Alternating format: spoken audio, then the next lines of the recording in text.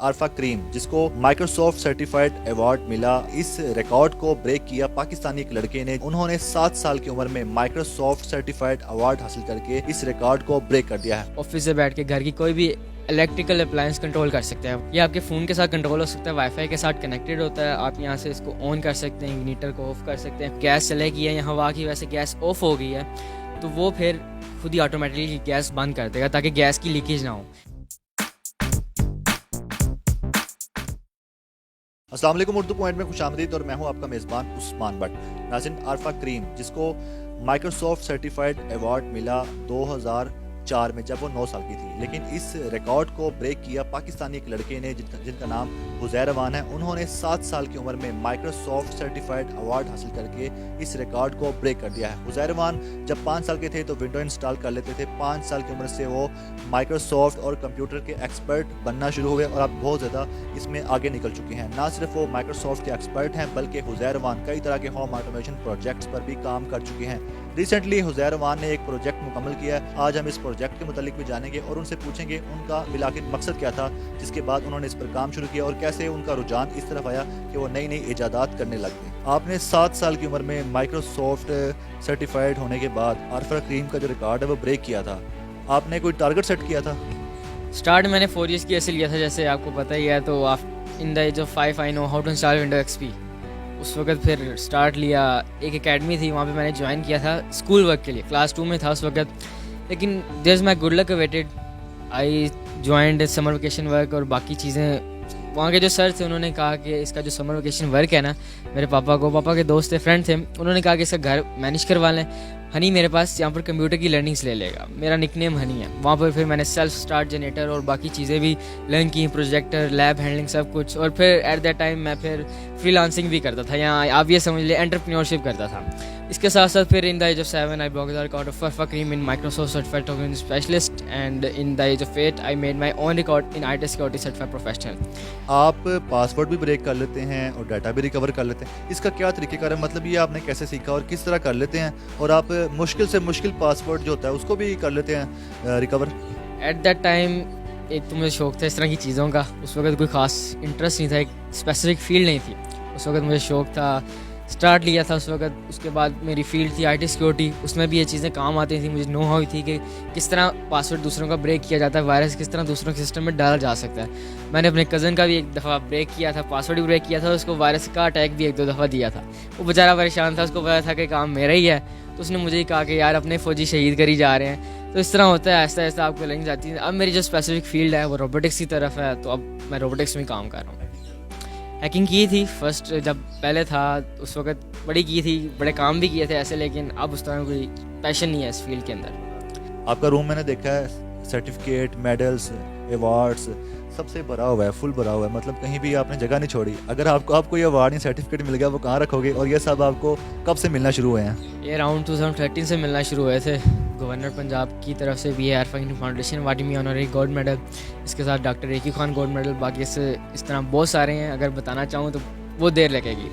आगे भी इंशाल्लाह इसी तरह अगर मिलते रहे तो फिर इसी शेल्फ पे और लगे ही रहेंगे। बहुत से प्रोजेक्ट्स पे काम कर लिए। मेरा जो फर्स्ट प्रोजेक्ट था वो ट्रैवल एस कार था, कि एक प्रोटोटाइप था।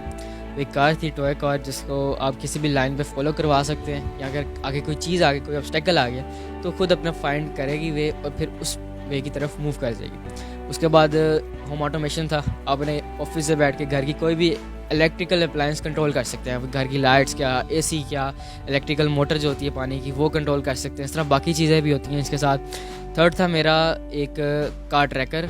अगर आप कहीं बाहर जा रहे हैं, आपकी गाड़ी चोरी हो गई है, तो आप उस गाड़ी को किसी भी जगह सायरन ऑन करवा सकते हैं, गाड़ी का सायरन ऑफ करवा सकते हैं, गाड़ी को स्विच ऑफ कर सकते हैं कि वो स्टार्ट ही ना हो, गाड़ी को टर्न ऑन कर सकते हैं स्टार्ट ही रहे, ऑफ ना हो। इस तरह जो मेरा फोर्थ था वो था हैंड गेस्चर कंट्रोल डिवाइस। किसी भी डिसेबल पर्सन के लिए एक डिवाइस थी जो कंट्रोल कर सकती है किसी की भी trolley, forward, backward, right, left, stop, इस तरह बाकी चीज़ें। और इसके साथ साथ मेरा जो रिसेंटली सेकंड लास्ट प्रोजेक्ट है वो है शेकन एंड रोबोट के साथ आप शेकन कर सकते हैं और उसका जो इंट्रो है वो रोबोट खुद देता है। और अब मेरा रीसेंट प्रोजेक्ट है IoT गीज़र, जैसे आप देख सकते हैं, इस पर रिसेंटली काम किया है। इसमें आप 2 सेंसर यूज़ किए हैं, आप जैसे देख सकते हैं। एक में टेम्परेचर 100 अबव है और ये स्टोव का है। अगर गैस बंद हो गया, स्टोव बंद हो गया और गैस आ रही है, गैस की लीकेज को कंट्रोल करेगा। टेम्परेचर कम हो जाएगा और ये ऑटोमेटिकली पूरा गीज़र ऑफ कर देगा। ये दूसरा सेंसर है, वाटर टेम्परेचर सेंसर है।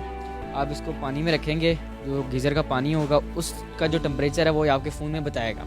अगर टेम्परेचर उस लेवल पे पहुंच गया कि आप चाह रहे हैं, आप 40 डिग्री पे चाह रहे हैं उसका हो, तो ऑटोमेटिकली गीज़र ऑफ कर देगा 40 डिग्री पे जाकर। उसके बाद फिर जब ये 30 से कम हो गए, 20 से कम हो गए, ऑटोमेटिकली दोबारा ऑन कर देगा एक स्पेसिफिक टाइम पीरियड के बाद। ये आपके फ़ोन के साथ कंट्रोल हो सकता है, वाईफाई के साथ कनेक्टेड होता है। आप यहाँ से इसको ऑन कर सकते हैं, इग्निटर को ऑफ कर सकते हैं, खुद ही आप इसकी जो कहते हैं ना बर्नर ऑन करना है वो कर सकते हैं। और इसमें फर्स्ट जो मेरा मज़े का फ़ीचर है इसका कि ये पायलट पे नहीं चलता।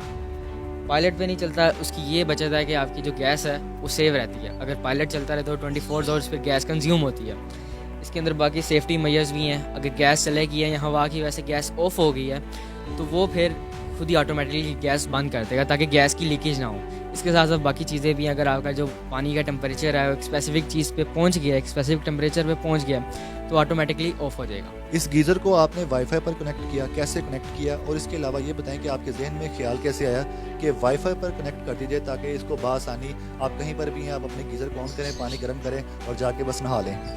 फर्स्ट मैंने जब इस गीज़र का आइडिया आया था, ये तब आया था जब SNGPL का मैंने प्रोमो देखा था कि सर्दी आ रही है, हमें बचत करनी है, सेव करना है। तो उनका यही मतलब था कि गैस की सेविंग करनी है। और मुझे ये आइडिया आया कि गीज़र होना चाहिए, क्योंकि जब आपका मैनुअल गीज़र है ना, उसका जो पायलट आप ऑन करेंगे वो 24 आवर्स चलता रहेगा, आपकी गैस यूज़ होती रहेगी। एक स्पेसिफिक मैंने प्रोटोटाइप बनाए हैं, आप जैसे देख सकते हैं इसमें डिफरेंट कंपोनेंट्स यूज़ किए हैं, सेफ्टी मेजर्स भी हैं इसके अंदर और बाकी चीज़ें, इसके बेनिफिट्स भी बहुत। और आप इसको कभी भी अपने फ़ोन से कंट्रोल कर सकते हैं, इसमें टाइमर भी सेट कर सकते हैं। ये जो मेरा प्रोजेक्ट है ये इस पर मेरी अराउंड 4000 रुपीज़ के आसपास कॉस्ट है ये। और वो कह लेना कि सिंगल पर्सन कभी भी कमर्शलाइज नहीं कर सकता एक चीज़ को, और वो भी बहुत जल्दी।